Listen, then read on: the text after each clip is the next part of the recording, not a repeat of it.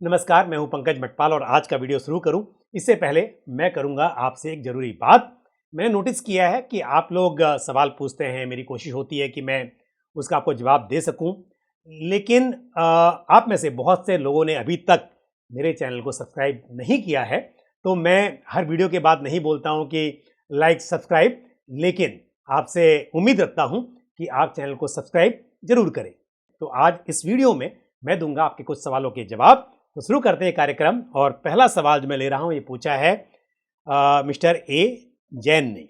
तो जैन साहब, आपका सवाल ये है कि आप एसआईपी कर रहे हैं कुछ स्कीम में। टाटा स्मॉल कैप फंड में 1000 रुपये, Nippon India small cap fund में 1000, मोतीलाल ओसवाल मिड कैप में 2000, एडलवाइज मिड कैप फंड में 2000 और जेएम फ्लेक्सी कैप फंड में 1000। 15 से 20 साल का नज़रिया है आपका और आपने कहा है कि आप अग्रेसिव इन्वेस्टर हैं और रिस्क ले सकते हैं, तो बिल्कुल कोई प्रॉब्लम नहीं है। स्कीम आपने बहुत अच्छी चुनी है, लेकिन पोर्टफोलियो बहुत ही अग्रेसिव है।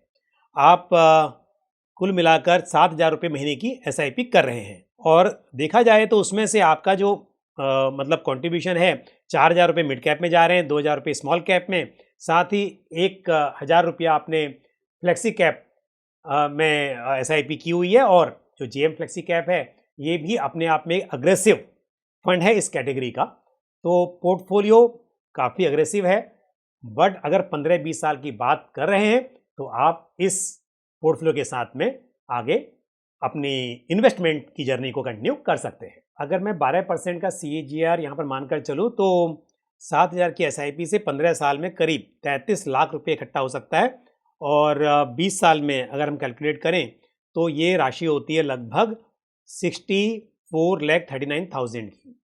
तो अमाउंट काफ़ी छोटा है, क्योंकि 20 साल की बात करें और हम इन्फ्लेशन को कंसिडर करें तो इसकी वैल्यू बहुत कम हो जाएगी। तो एक जो सजेशन है मेरा वो हमेशा रहता है कि आप स्टेप अप जरूर करें। अगर 10% से स्टेप अप करते हैं तो 20 साल में आपके पास हो जाएंगे 1,30,00,000 रुपये। हालांकि 20 साल के बाद 1,30,00,000 की वैल्यू भी काफ़ी कम होगी, लेकिन फिर भी कम से कम ये अमाउंट जो बन रहा है ये थोड़ा अच्छा दिखाई दे रहा है।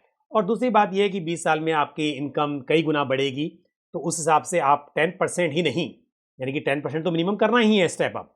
उसके अलावा जितना अधिक से अधिक हो सके उतना आप कीजिए, ताकि आप एक बड़ी राशि इकट्ठा कर पाएँ। तो स्कीम अच्छी है और इस वक्त पर यदि आपको कुछ बढ़ाना हो तो मेरा सजेशन ये होगा कि आप इनमें से नहीं, बल्कि एक ऐसा फ्लेक्सी कैप फंड जिसका एलोकेशन लार्ज कैप में ज़्यादा हो, वो स्कीम आप चुन सकते हैं, जैसे कि पराग पारिक फ्लेक्सी कैप फंड। और इस फंड की हम बात करें तो पराग पारिक फ्लेक्सी कैप फंड में तो इस टाइम पर डेट एलोकेशन भी काफ़ी है। तो ऐसी स्कीम में आप इन्वेस्ट कर लें। बाकी लॉन्ग टर्म के हिसाब से आपका जो पोर्टफोलियो बहुत अच्छा है, आप इसके साथ आगे बढ़ सकते हैं। All the best. बढ़ते हैं आगे और लेते हैं अगला सवाल जो पूछा है अक्षर वर्मा ने। अक्षर जी, आपने अपना सवाल भेजा और साथ में आपने भी लिखा है कि history only remember how you finish. ये कोट बहुत अच्छा है, I believe in this, but मुझे समझ नहीं आया कि इस सवाल के साथ में इसका क्या रेलिवेंस है। तो एनीवे मैं आपका सवाल लेता हूं। और एक बात ज़रूर है, आपने 22 ईयर्स की एज में इन्वेस्टमेंट की शुरुआत की है और आप मेडिकल स्टूडेंट हैं। तो जो जल्दी आपने शुरुआत की है इसका फ़ायदा आपको ज़रूर होगा, लेकिन कैसे फंड्स है आपके पोर्टफोलियो में इस पर हम चर्चा कर लेते हैं। टाटा स्मॉल कैप फंड में आप 8,000 रुपीज़ की SIP कर रहे हैं। Nippon India small cap fund में 2,500, जेएम फ्लेक्सी कैप फंड में 2,000 रुपीज़, पराग पारिक फ्लेक्सी कैप फंड में 2,000 rupees, Motilal Oswal mid cap fund में 2,000, UTI निफ्टी 50 इंडेक्स फंड में 1,500, टोटल 18,000 रुपीज़ का आपका इन्वेस्टमेंट है। आपने लिखा नहीं है SIP, बट जिस हिसाब से आपने स्कीम के आगे अमाउंट लिखा हुआ है तो आप ये इन स्कीम में SIP कर रहे होंगे, ये मैं मानकर चल रहा हूँ। 20 साल का नज़रिया है, अग्रेसिव इन्वेस्टर हैं आप और सेकेंड ईयर मेडिकल स्टूडेंट हैं। तो बहुत बहुत बधाई आपको और ऑल द बेस्ट आपके करियर के लिए।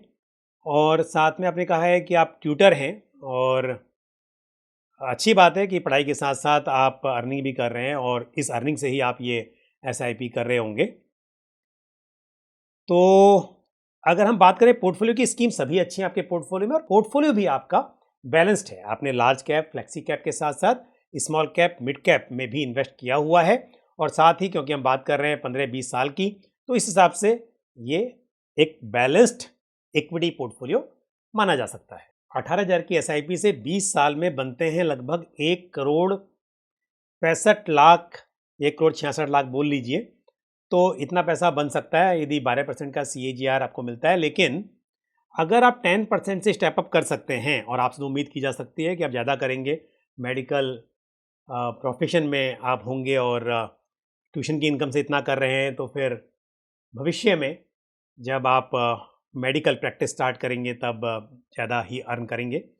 तो अगर 10% से भी स्टेप अप करते हैं तो 3,35,00,000 इकट्ठा हो जाता है 20 साल में। तो अच्छी आपने शुरुआत की है, all the best to you. अगला सवाल जो मैं ले रहा हूँ ये पूछा है प्रवीण कुमार ने। प्रवीण जी, आपने बताया कि आप कुछ स्कीम्स में एसआईपी कर रहे हैं और कुछ स्कीम्स में आपने लमसम भी किया हुआ है। और पारंपरिक फ्लेक्सी कैप फंड में 6,000 rupees per month, SBI Magna mid cap fund में 2,000, क्वांट स्मॉल कैप फंड में 2,000, Nippon India small cap fund में 1,000, यानी कि 3,000 रुपये स्मॉल कैप फंड में जा रहे हैं। ओके। और आप कह रहे हैं कि क्या मैं इस पोर्टफोलियो में कंटिन्यू रखूं इन्वेस्टमेंट को या फिर कुछ चेंज करना है। 20 साल का आपका इन्वेस्टमेंट होराइजन है, तो 20 साल के हिसाब से पोर्टफोलियो अच्छा है। पारंपरिक फ्लेक्सी कैप फंड में तो पूरा लार्ज कैप में एलोकेशन है इस वक्त, और इसका अच्छा खासा एलोकेशन डेट में भी देखा जा रहा है, तो इसमें आप बने रहें। मिड कैप स्मॉल कैप में भी यदि आप बात लॉन्ग टर्म की कर रहे हैं तो बिल्कुल आप यहाँ भी बने रह सकते हैं। और साथ में आपने जो बोला है कि आपने पारंपरिक फ्लेक्सी कैप और SBI मैग्नम मिड कैप में लमसम किया है, वो किस वक्त पर किया है वो डिपेंड करता है। अगर इस वक्त आपने मैग्नम मिड कैप में किया हुआ है तो हो सकता है कि आपको थोड़ा और नुकसान यहाँ पे देखने को मिल सकता है। पहले से किया हुआ है तो फिर कोई प्रॉब्लम नहीं है। प्रॉब्लम तो यहाँ भी नहीं है, अभी भी किया है तो कर लिया है तो आप बिल्कुल बने रहिए, घबराइए मत। और लॉन्ग टर्म के हिसाब से ये पोर्टफोलियो सही लग रहा है। 12% के CAGR पर 20 साल में करीब 1 करोड़ रुपए की उम्मीद की जा सकती है यदि आप 11,000 की SIP कर रहे हैं। और अगर 10% से स्टेप अप आप कर लेंगे तो उन्हीं 20 साल में करीब 2,04,00,000, 2,05,00,000 की उम्मीद की जा सकती है।